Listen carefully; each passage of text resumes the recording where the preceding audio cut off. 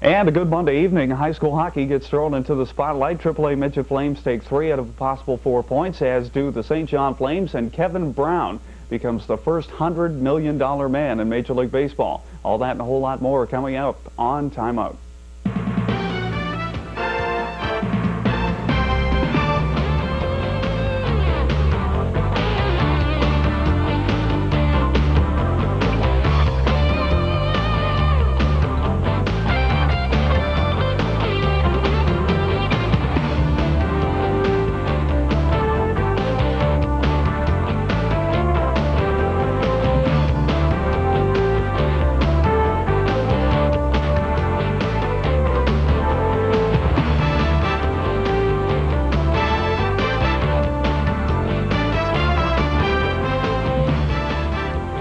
And a very good Monday evening. Hope your first day back to the work week went well, and best of the holiday season. Welcome into Time Out here on TVNB. Jim Hennessy joined by Executive Vice President of the Southern Conference High School Hockey League, Bruce McDonald. Been a busy week for you, and Barry Johnson as well. Boys, nice to have you on the show.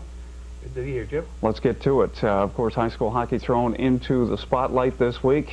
Give us a rundown on what happened. Well, basically, Jim, about a week ago, it was a Tuesday night down in Fundy. Harborview High School is down there. And from all accounts, we just had a normal game going on, nothing too rough or anything, not too many penalties being called. We had a hit thrown by one Fundy player onto a Harborview player, and he was slightly injured.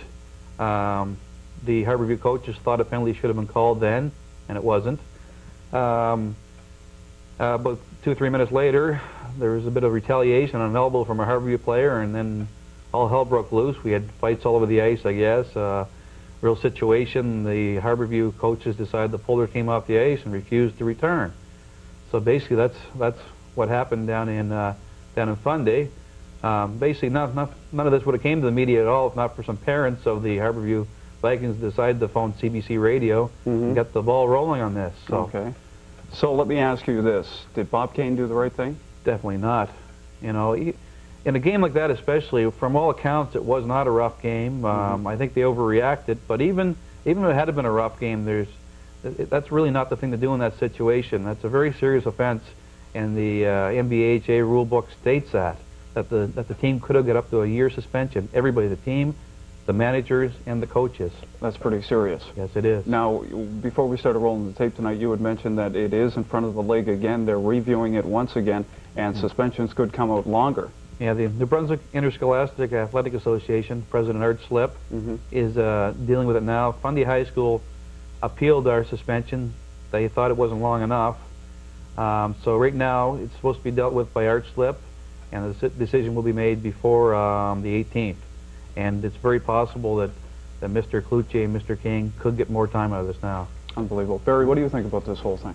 Well, having not been there to see it, just going by all accounts in the paper. Yeah, I mean, it's hard to get an opinion either way if you're not at the game, because, I mean, you didn't really see what happened originally, and, I mean, you know how stories build a couple of days after something like this happens. But, I mean, did Bobby Kane do the right thing, or did he not do the right thing? Well, I have to agree with Bruce. I don't think he did the right thing. I'm thinking, you know, the game, referees do miss calls. I mean, it happens every game, you know, whether it's minor hockey, high school hockey. Or, look at the NFL in the spotlight the past couple of weeks with the missed calls there. Yeah, but unfortunately in high school hockey you're not going to get replays to go back and take a look and see, you know, unless somebody has a video camera there and then they'll look and review it. But no, I don't think Bobby did the right thing there. I think maybe they should have continued on playing the game, and, you know, after the end of the period or whatever the case may be, just say to the referee, well, look, you know, you're going to start calling some of this stuff and then go on from there. But, I mean, Bobby's played the rough game, and so has Pat. I mean, they know that's the game of hockey. Does he deserve, like, I mean, like we said, it's under review again by Art Slip. Does he deserve more games? Do you think the suspension should be longer? I think, yes, to open his eyes and say, look, you know, we're not going to take any of this crap, and you're not going to dictate to us when you can take your team off the ice and just ruin a good, maybe possibly a good hockey game. Sure. What do you think, Bruce? I mean, you were there. You were at the game, right? I wasn't at the game. You weren't at the game, but, I mean, everything that's happened, I mean, you've done countless interviews this week. I mean, with Canada AM, you've, you know, done the circuit, so to speak.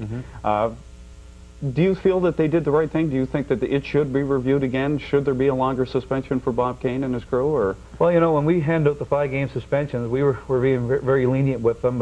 Where they're a new school, they're basically new coaches when it comes to this level of hockey. And we felt if we gave them more time that there was a possibility that school could fold their program. We didn't want to see that at all. So we took that all into consideration. We spoke to both sides, and we thought that was fair. However, now that I think about it, maybe we were a little bit too lenient with them, and but anyway, that's out of our control now. Sure.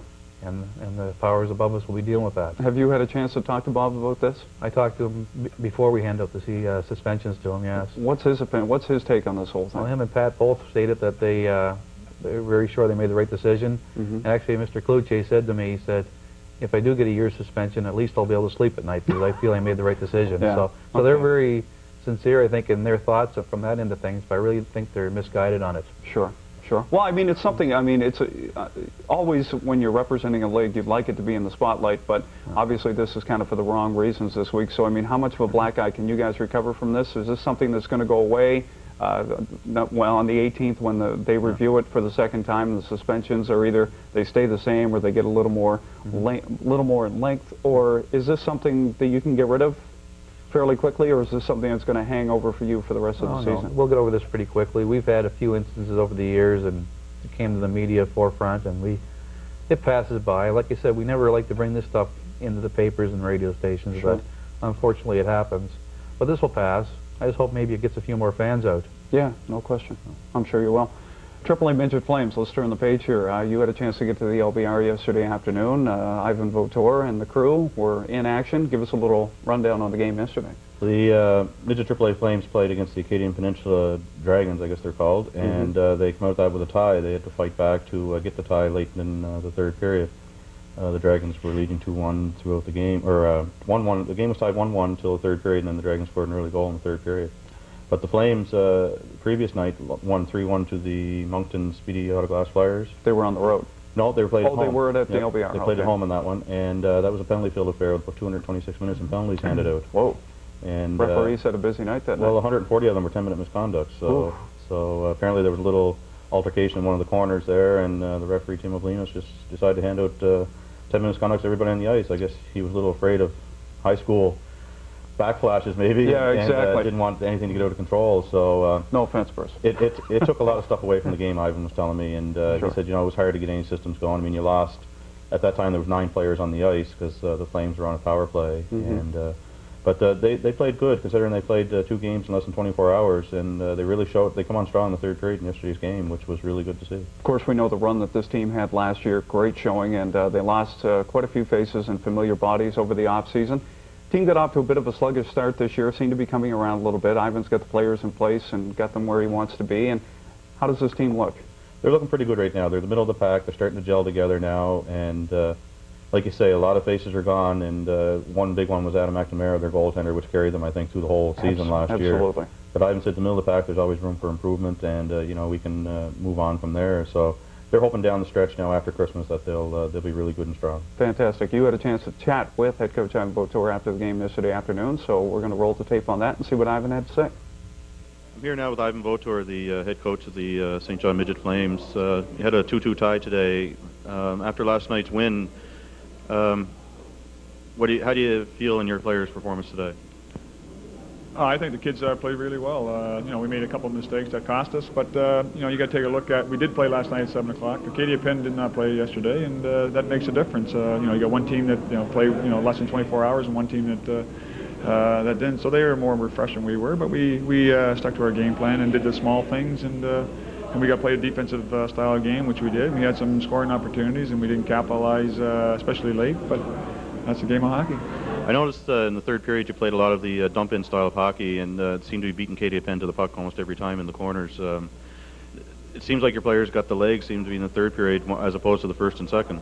Well, certainly after playing last night, it does take a little while to get used to the get back into it again. And no question, we look at our team and see what our capabilities are, and our offensive skills aren't on the high priority list based on the individuals that we do have. So our game this year, unlike last year, is a lot of dump and make sure we get quick on the puck and have 2 guys on the puck and have some turnovers. And once pucks go back to defense, we could get shots towards the net and get those tip-ins, and that's how our second goal was created. Compared to last year, you were first place pretty well all season long, and now you're about middle of the pack. Do you think with being at the middle of the pack, you got a lot more room for improvement, and you can improve a lot more as the season goes on? You're coming in close now to the Christmas break. What should we look forward down the home stretch? Oh, I hope that we get better every day, and we get better every week, and we get better every month. It doesn't matter what team I have. That's our goal. First of the year is to get better month by month, and we certainly have taken steps in that direction. And Greg and I are both pleased on some of the players, how they adapted to this type of hockey coming from BAM AAA. And we have one guy that played Bantam A hockey last year, and two that played Midget A. They were not used to, we'll say, organized hockey, playing on a team concept and everybody on the same page. So it takes months and months to do that. And so we're at a point now that I think the kids are buying into the system, and they understand why we do things, not just because I tell them, but things work. And when we have that, then good things happen. And that's what's been happening of late. We've I think in the last 7 games, I think we lost one, sort of thing. But we always want the kids to be in a position to win hockey games, and we've been doing that most of the year. Let's talk briefly about the win last night against Moncton. You beat them 3-1 here with a penalty-filled affair of, I believe, 226 minutes. Do you think now with, you lost to Moncton, I believe, twice and tied once, and do you think now you got their number and know what you have to do against them to get more wins against them? I wouldn't say that we got their number. Moncton have a good, powerful hockey club. They got a lot of speed, a lot of finesse, and so we have to bring our lunch buckets every time we play Moncton. We got to do the small things. We can't make any mistakes. They have guys like Luke Betts and Ian Ross that are top of the scoring list there in our league. And if you make one small mistake, they're going to capitalize on. So we got to make sure that we get in our defensive style of game, and any opportunities on the offensive side that we create, we got to make sure we capitalize. And that's what we did last night. Like we scored 3 goals last night. They were nothing but. They weren't fancy, off the backboards, 2 of them, and into the net, and third was off a face-off and a quick shot by Paul Robertson, and it fooled the goaltender. And of course, Andrew King there played a good game for us. So you need all those things to beat Moncton. Well, it looks like you're doing all the right things, you and Greg both, and wish you all the best the rest of the season. And at least one St. John Flames team is on a winning roll here now, anyway. So anyway, best of luck to you, Ivan, and we'll be in to see you again. Okay, thank you. I appreciate it.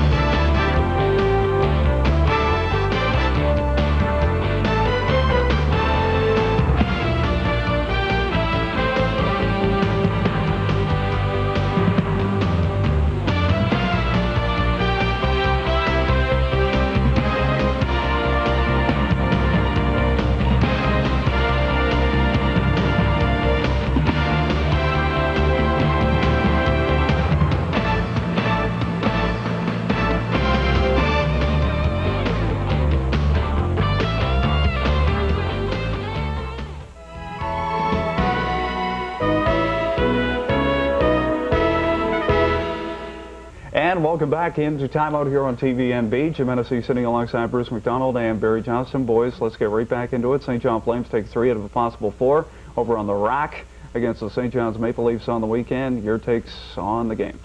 The only thing I can say with that, Jim, is I obviously St. John's doesn't have much of a team right now, because after watching our team play at home the last 2 or 3 weeks, I can't imagine them beating anybody. That's a pretty cold, in their own barn. Cold shot, man. Well, really, what have they done at home lately?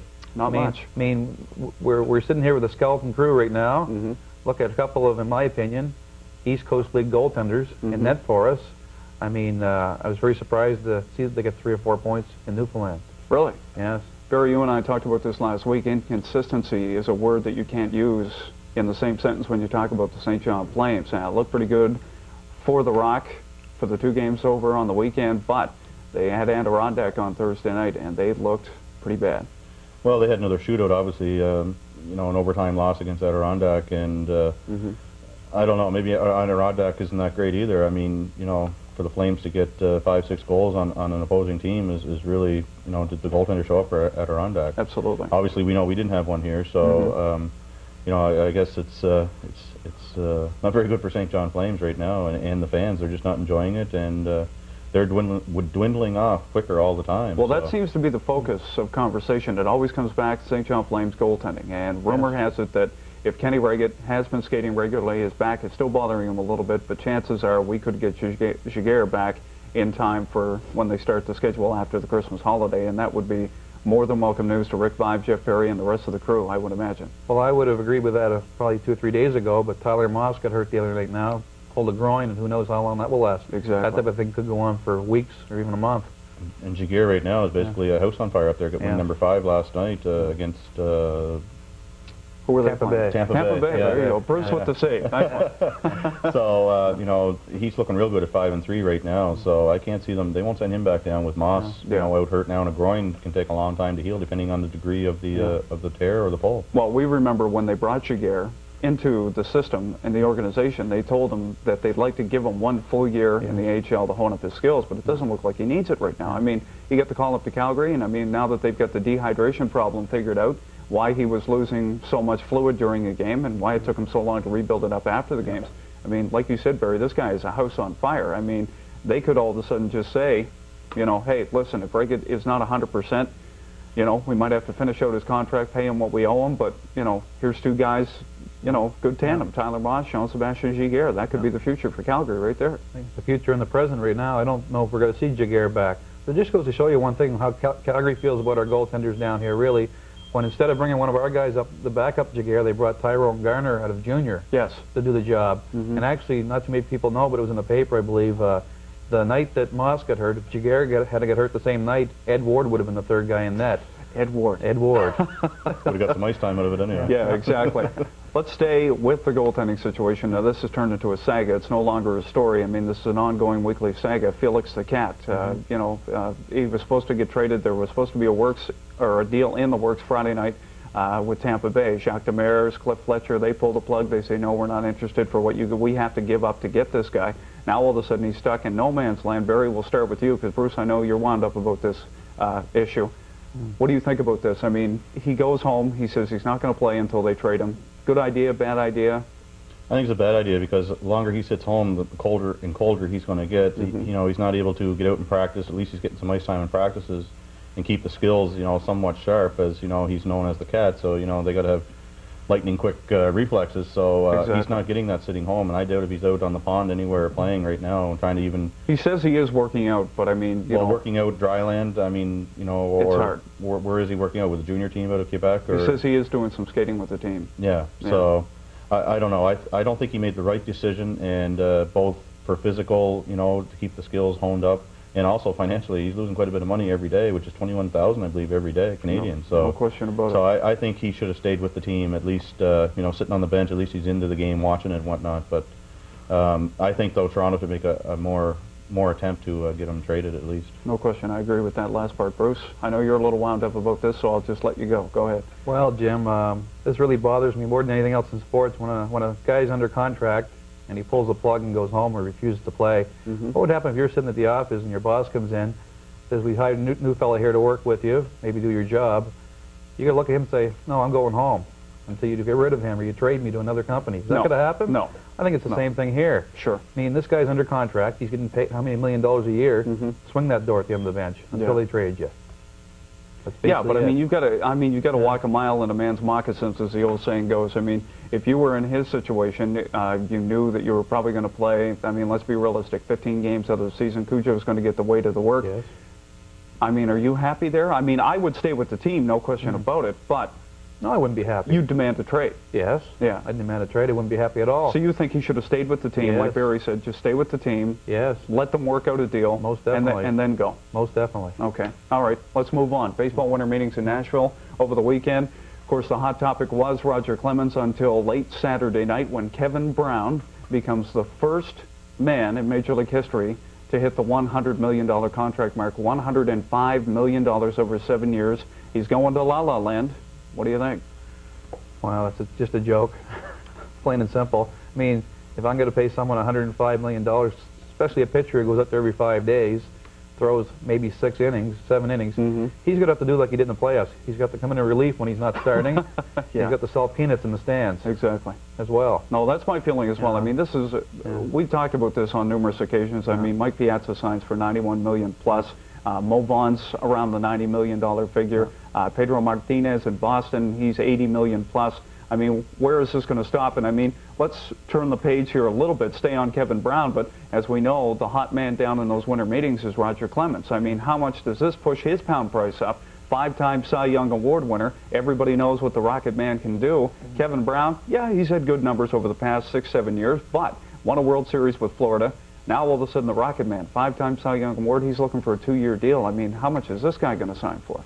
Well, I mean, it's just opened up the floodgates for Roger Clemens. I mean, if Kevin Brown can sign for $100 and some million, you know, Clemens can either get another 50 or 30 or 40 million on top of that and say, hey, thanks, Kevin Brown, you know, I'll give you a portion of that as a commission check because you just boosted up my asking price right now. Sure. And it's just a big lottery out there now. I mean, anybody should get a ticket on that one because whatever Roger Clemens gets is just going to be phenomenal. It is going to be outstanding. I mean, Randy Johnson signed for $50 million plus in the off season as well. So, I mean, let's throw out a number here. What do you think? Clemens says he's looking for a 2-year deal. He wants to move closer to home, to be closer to the family. Give me a number here. Let's get a guessing game going. On top of what he's getting now, you're? Top of what he's getting right now. Oh, another for 2 years. What's he making now? $10 million a year? He's making $10 million a season with the Jays. I'd say he'll get at least another $5 million a year on top of that. I have to come close to that. I was going to say six and a half at least. Yeah. I was going to go as high as 8. I for whatever reason, the number 8.5 million keeps jumping into my head when I think of Roger Clemens. And I mean, you know, obviously he's worth his weight in gold. I mean, there's no question about it. The Jays break the bank to bring this guy in to put some, you know, more people in the seats.